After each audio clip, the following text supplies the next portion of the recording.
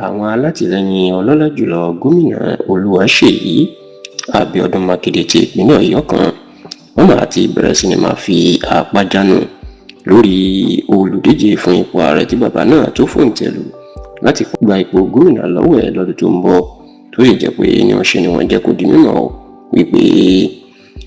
nǹkan bíi mẹ́ta ọ̀tọ̀ọ̀tọ̀ ló ṣeé ṣe kó ṣokùnfà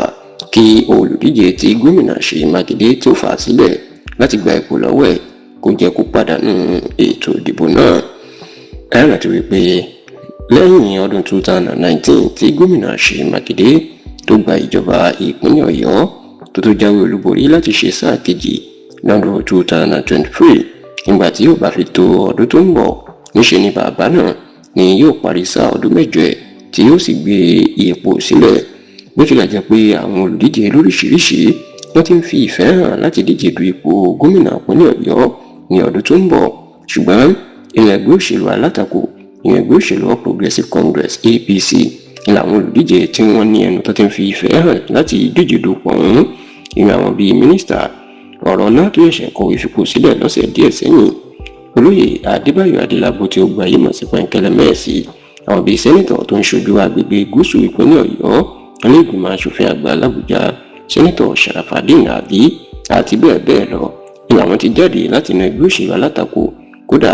gbajúgbajà sọ̀rọ̀sọ̀rọ̀ ìlú ìbàdàn ni òun náà ti jáde nínú ẹgbẹ́ òṣèlú Accord Party pòun fẹ́ di gómìnà lọ́dún tó ń bọ̀, ìyẹn alhaji oríyọmí hamzat ṣáó, ẹni tí ọ̀pọ̀ àwọn èèyàn tí wọ́n retí ẹni tí yóò ṣàtìlẹ́yìn fún láti di gómìnà ìpínlẹ̀ ọ̀yọ́ lẹ́yìn ẹ̀ òní gómìnà ṣèyí mákindé, tó sì jẹ́ pé lọ́sẹ̀ tó kọjá ẹni ṣèyí mákindé